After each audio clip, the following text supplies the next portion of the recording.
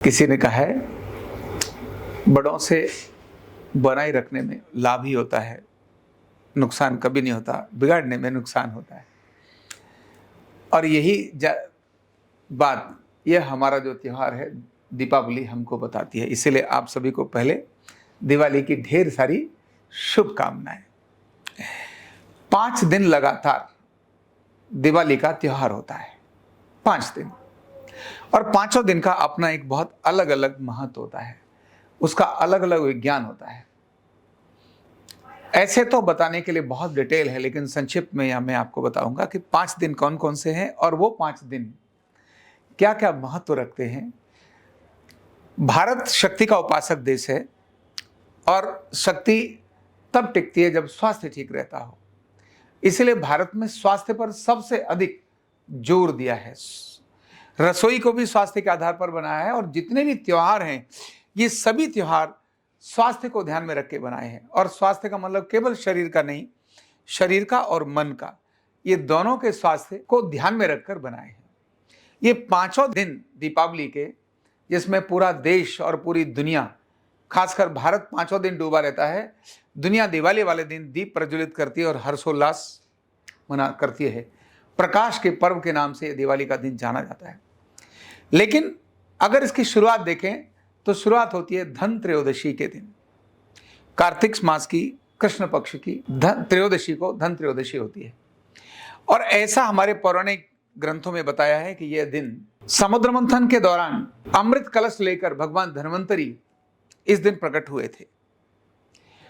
और इसीलिए धनतेरस यानी धन त्रयोदशी ऐसा करके भी उसको कहते हैं।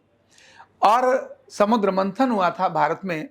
ये भारत की एक अद्भुत चीज है कि जब दुर्वासा जी ने और देवताओं को, मतलब दुर्वासा के शाप से जब देवता भी विचलित हो गए और उनका धन साम्राज्य ये सब कुछ क्षीण होने लगा, उनके ऐश्वर्य क्षीण होने लगे, तो उन्होंने जाकर भगवान विष्णु को प्रार्थना की कि हे प्रभु, जो दे रखा था वो तो सब लुट रहा है वो सारा तो खत्म हो रहा है, थोड़ी कुछ कृपा करो।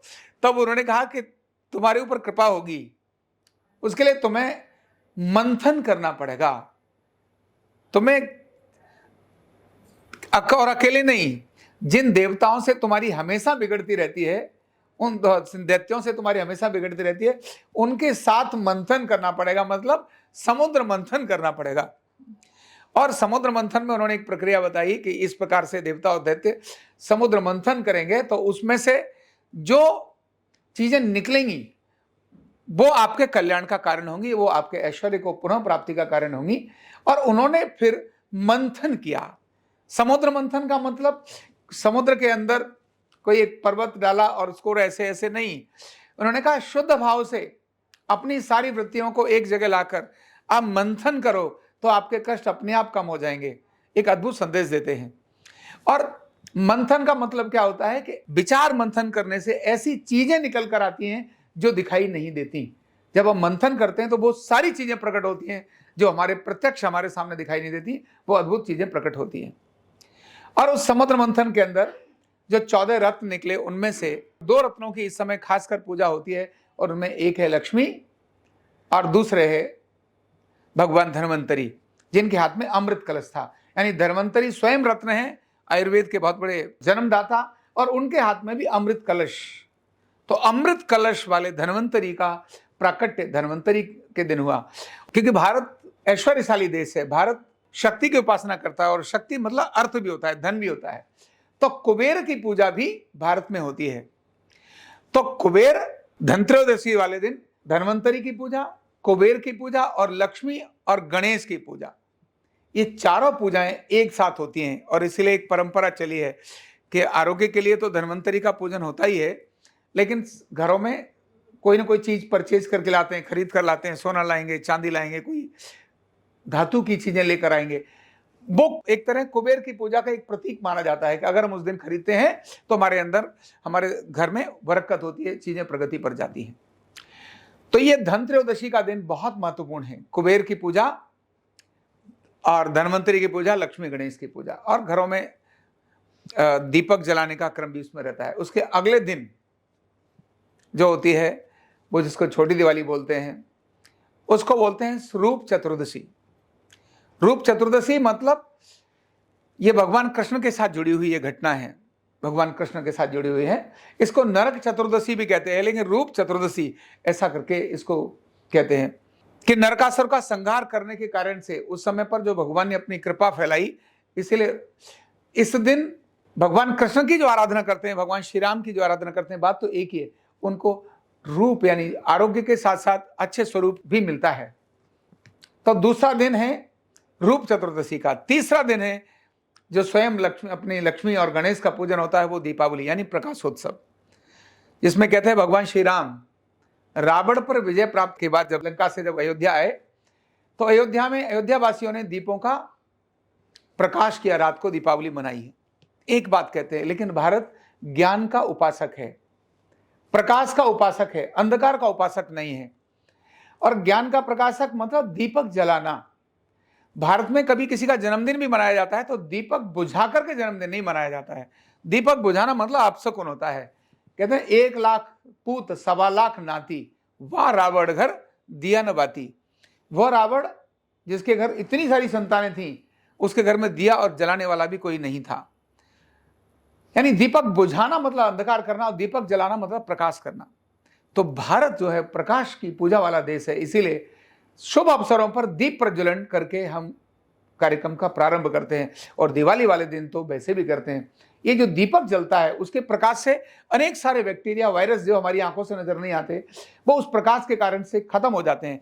वर्षा ऋतु के बाद जब शरद ऋतु आती है, शरद ऋतु का त्योहार है, तो इन दिनों में बैक्टीरिया और वायरस बहुत अधिक होते हैं, इसलिए जगह जगह रोग बहुत अधिक फैल रहे होते हैं।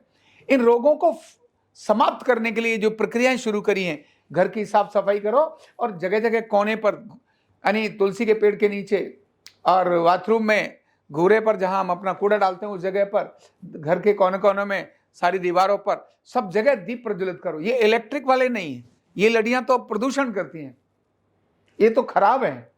वास्तव में तो दीपक जलने चाहिए, तेल के या घी के, वही इसका महत्व रखते हैं। तो प्रकाश करना और साथ में उस रात्रि में लक्ष्मी और गणेश की पूजा करना। गणेश क्या है? विघ्न विनायक हैं। लक्ष्मी क्या है? संपत्ति और उसकी दाता है। जब संपत्ति आती है, जब लक्ष्मी आती है, तो संकट भी आते हैं। उन संकटों को समाप्त करने का काम गणेश जी करते हैं, इसीलिए गणेश जी और लक्ष्मी दोनों की पूजा दिवाली वाले दिन की जाती है और ऐश्वर्य की पूजा की जाती है और प्रार्थना की जाती है, हे माँ लक्ष्मी, हे भगवान गणेश, आप हमारे घर में सब प्रकार की कृपा रखना, सब प्रकार के वैभव प्रदान करना और सब प्रकार की सुख और शांति प्रदान करना। इसी दिन हम अपने सभी इष्ट देवों को भी स्मरण करते हैं। जब हम इष्ट देवों को स्मरण करते हैं ना, जब मैंने कहा कि बड़ों को खुश रखने में, बड़ों की बात मानने में कभी घाटा नहीं होता, बड़ों को रुष्ट करने में, जब देवता कोई रुष्ट हो जाता है तभी नुकसान होता है। इसीलिए हमेशा देवताओं को प्रणाम और उनकी बात का, उनका आज्ञा का पालन करना। तो ये दीपावली के बाद, इसके बाद में जो अगला दिन आता है, और वो आता है अन्नकूट का। बहुत कुछ खाया पिया होता है ना दिवाली वाले दिन, तो उसको डाइजेस्ट करने के लिए अगले दिन अन्नकूट का होता है। गोवर्धन की पूजा, गाय यानी अगर देखें तो जो 14 रत्न निकले उनमें से एक कामधेनु भी थी, गाय भी थी। गाय को हम माता बोलते हैं। माता मतलब वो सभी चीजें जो एक माँ बच्चे को देती है, हमको देती है। माँ के उस गाय के अंदर भी वो सारे गुण हैं। उसका दूध ऐसा है जो मनुष्य का बच्चा पैदा होने के बाद सिर्फ गाय का दूध पी सकता है और किसी के दूध को वो हजम नहीं कर सकता अपनी माँ के अलावा। और गाय तो भारत की जीवनदायिनी है। कृषि प्रधान देश होने के कारण से गाय बहुत महत्व रखती है। उसके अंदर देवता विराजमान होते हैं। तो कहा है गोवर्धन की पूजा। कहानी बहुत बड़ी है भगवान कृष्ण की, हम जानते हैं, लेकिन अन्नकूट करके भगवान कृष्ण को स्मरण करना, यानी राम और कृष्ण दोनों को स्मरण कर रहे हैं। दिवाली वाले दिन हम राम को स्मरण कर रहे हैं, दिवाली से एक दिन पहले हम कृष्ण को स्मरण कर रहे हैं, दिवाली के बाद एक दिन हम कृष्ण को स्मरण कर रहे हैं गोवर्धन के रूप में। और इस प्रकार बड़े हर्षोल्लास से अपनी गाय, अपने जो इन सब की हम पूजा करते हैं। और फिर 5वां दिन होता है और वो होता है भैया दूज। आपसी संबंधों को किस प्रकार से सुरक्षित रखा जा सकता है, ये भारत के यही त्योहार बताते हैं।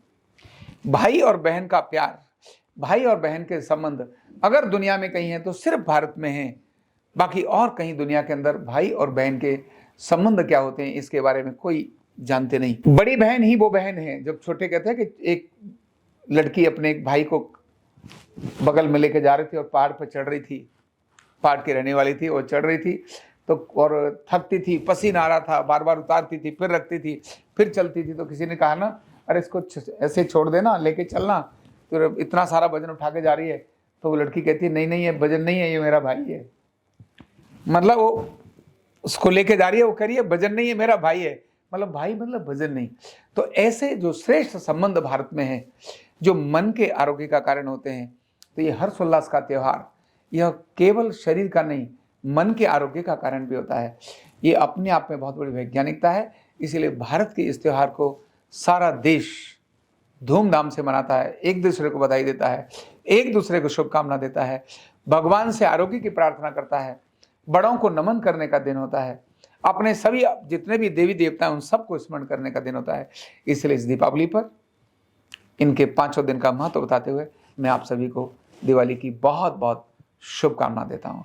बहुत बहुत धन्यवाद। न्यूरोथेरेपी का कंप्लीट कोर्स सीखने के लिए जुड़िए हमारे ऑनलाइन ट्रेनिंग प्रोग्राम से और जानिए करीब 100 बीमारियों का इलाज बिना दवा और बिना मशीन के। इस न्यूरोथेरेपी ऑनलाइन ट्रेनिंग प्रोग्राम से आप घर बैठे बन सकते हैं गवर्नमेंट सर्टिफाइड न्यूरोथेरेपिस्ट। रजिस्ट्रेशन के लिए नीचे दिए गए नंबर पर अभी कॉल करें और हाँ, हमारे वीडियो को लाइक करना, शेयर करना और चैनल को सब्सक्राइब करना बिल्कुल भी ना भूलें। धन्यवाद।